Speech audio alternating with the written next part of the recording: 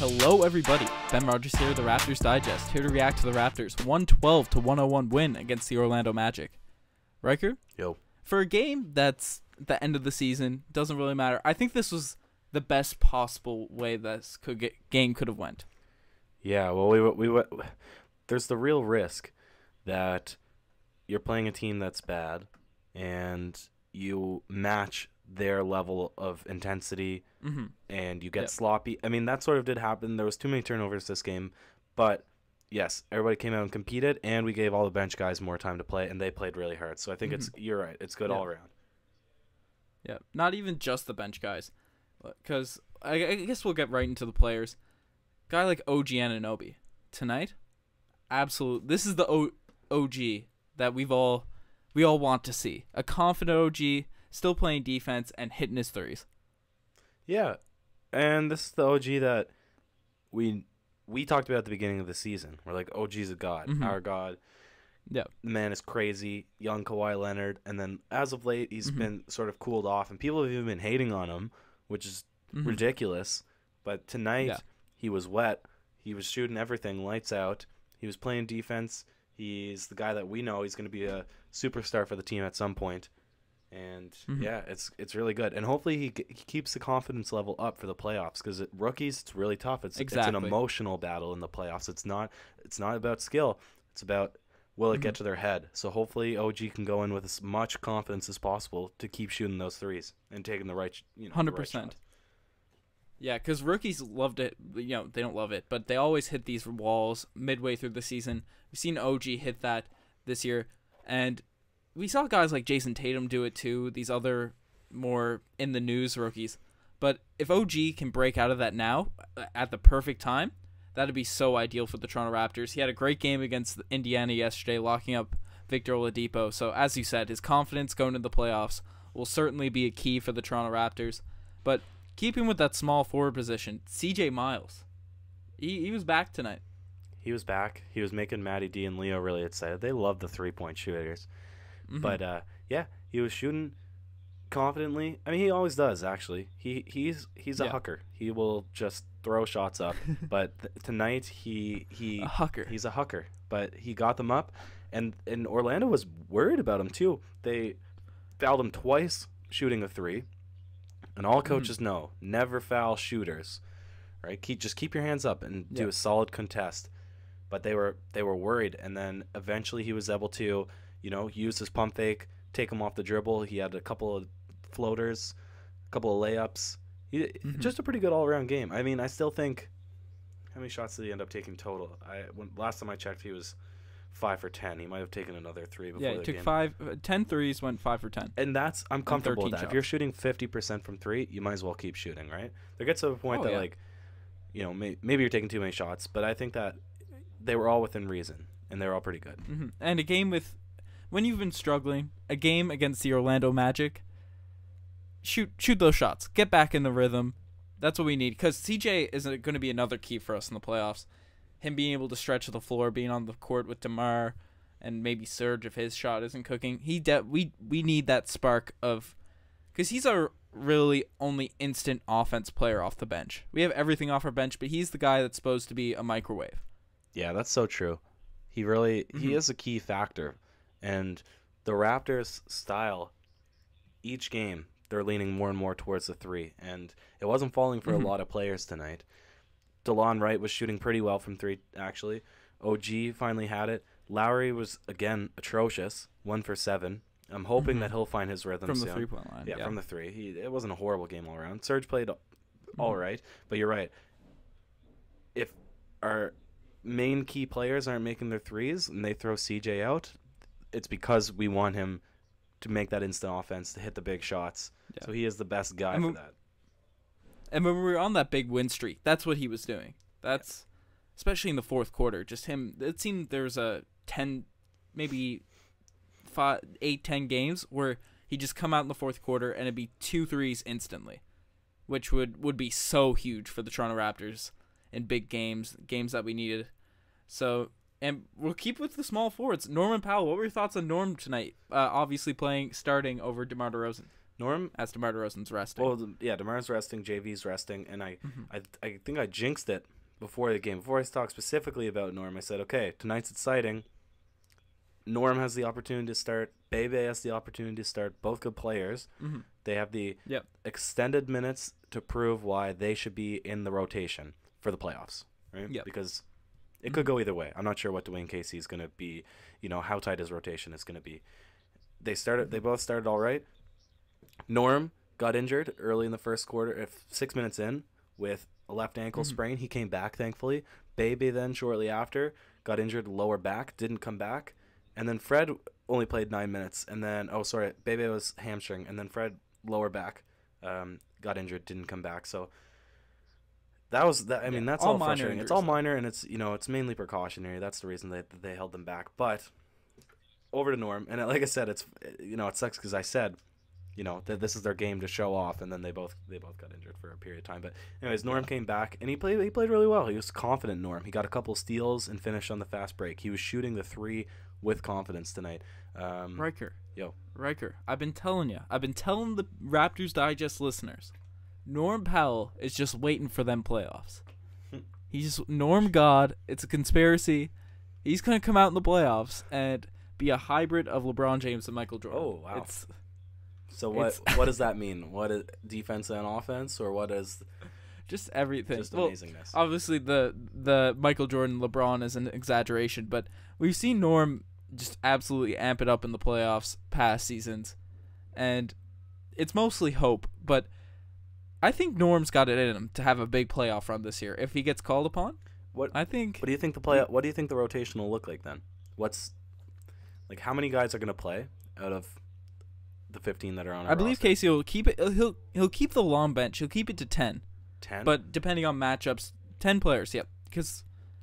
But obviously you can't take out the bench mob. Our bench is 12, though, really, because we have – who do we have? We have DeLon, Yak, Siakam, Fred, CJ. So that's our main bench. And then we also have Bebe and Norm, who've slipped to the 11 and 12 this season. So does he swap somebody out and put Norm in, or are you saying that we're going to go to the 11-12? I'm telling you, if Norm gets called upon, he's going to perform. Okay. It depending on matchups. We'll see how OG does. If CJ's hitting his shots, maybe DeLon isn't really feeling it. We don't know. But Norm is that X factor. Fair enough. He's that key. And just like Fred, maybe Norm is a bet on yourself kind of guy as well. Yeah. Did you see Norman Powell's Instagram post? No. What was it? It's very motivational. Said he's always been counted out his whole life. He'll overcome it. I don't know. I read that maybe a few days back, maybe a week. The fans can fact check me on that, but check out Norm's Instagram. Great follow. A great follow. All right, you heard it here first. Shout out to Norman Powell's Instagram. We'll swing it into the segment pieces. We'll start with the GOAT. Play of the day. There was a lot of things that were pretty good tonight. So it's pretty hard to pick and choose. My opinion will be first quarter. There was a swing around to Bebe. He just with the vision, the court vision, like a floor general in the 2K, one of those badges. I don't know how long ago that was, but anyways, he sees playmaker between NBA Live 06 between two defenders and just bullet pass, threads the needle right to OG in the corner. So. He was a magician out there. He was Houdini with the ball. He was pretty good. The ball movement all game was just fantastic for the Raptors. So for me it's hard to pick, but that was a good play. Yeah, my pick has to go to OG slam on the baseline.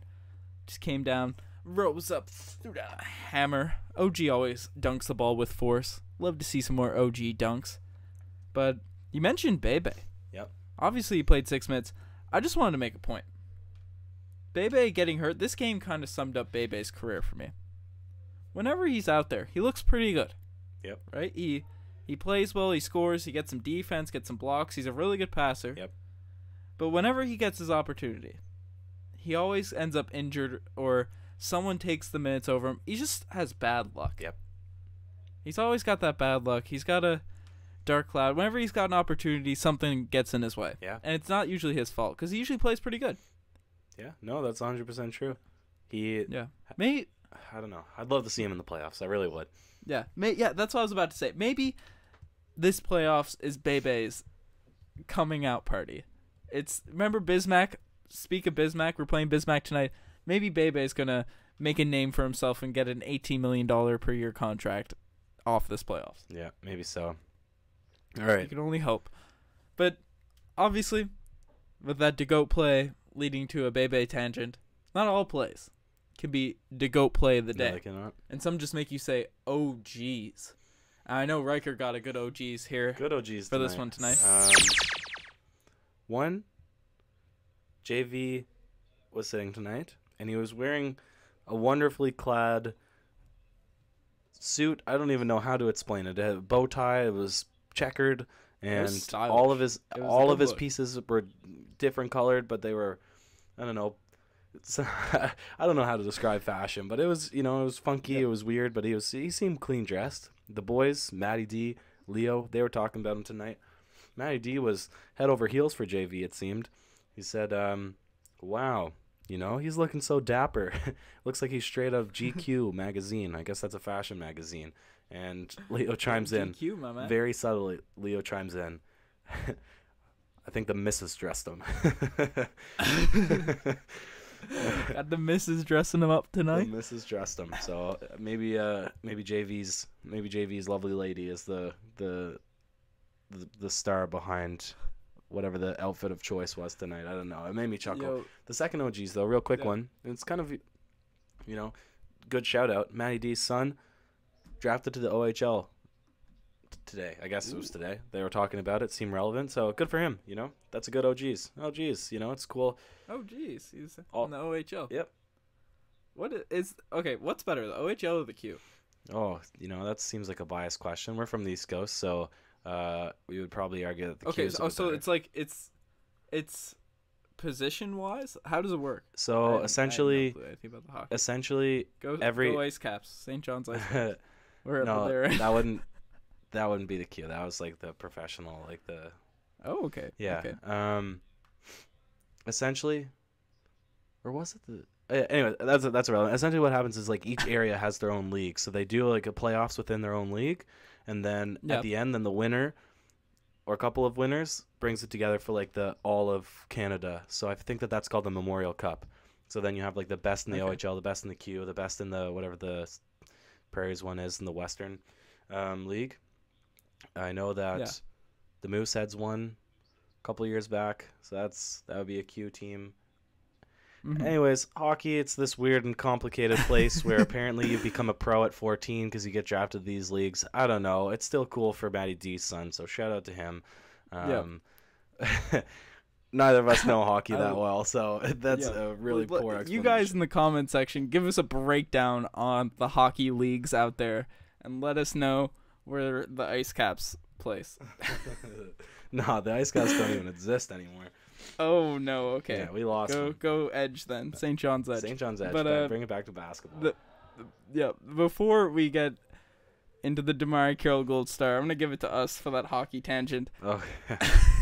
All right. So Damari Carroll Gold Star number one. Us. Damari Carroll Gold Star. And tonight we already mentioned the Damari Carroll Gold Star I had in mind. It was all the injuries that kind of came up. Obviously, none of them seem too serious, but you never know with, Fred's back, or that's always a scary place to get hurt, or Bebe's hamstring. Kind of already brought that up in the podcast. You love to see guys get opportunity. Just don't want anyone to get hurt. That's the key this time of season. Yeah, that's just it, man. You want a full healthy roster going into the playoffs. You don't want a Boston Celtics type fiasco on our hands. Losing to the Atlanta Hawks tonight, the Boston Celtics did. Just the poor team just losing all their players. I mean, it's easier for whoever needs to face them, but, still as competitors, you want to face off against the best for team, sure. And it's unfortunate that all their superstars are gone down now. Yeah, we make our fair share of Celtics jokes, but in all seriousness, we want to see everyone healthy and playing good. But that's the unfortunate thing about the league. Hopefully it doesn't affect the Raptors too much this postseason or anything like it has in the past. But I think that's a factor of Dwayne Casey managing everyone's minutes and all that. But sometimes you just get bad luck. Yeah. All right. Hate to end the pod on a somber note, but it's a great game. Phenomenal game for the No, Raptors. listen, let's end it on this note. Mhm. It was nice to see Bismack Biyombo, the Biz, show Biz tonight. And T. Ross is back. And T. Ross is back, and he only got 1 3. Yeah. You know why? Because he's a joke. He's a had horrible an player. injury-riddled season. He's a Terrence horrible Ross player. had an injury-riddled season. And I love to You're see him a- not you're a perform fool. well because I don't Terrence like T. Ross Ross. next year. He was the parasite of the Raptors. Terrence Ross next season will prove all the doubters wrong in Orlando, and Magic are going to make the playoffs with Biz and T. Ross starting. Oh, wow. Magic, what are you doing not starting either of them? Love you guys. Terrence Ross, the GOAT. Let us know if you guys like T. Ross or not. That's the biggest thing to come out of this game. We got to see a bit of T. Ross. He didn't get to play much this year due to injury. Love to see T. Ross on the court. Yeah. Anyways, we've gone way too long here. Thanks. If you made it this far, that's impressive. True. Thanks for listening. Follow the Instagram. Follow the Twitter. Raptors are awesome. They proved it tonight. Let's get hyped for the playoffs. Hey.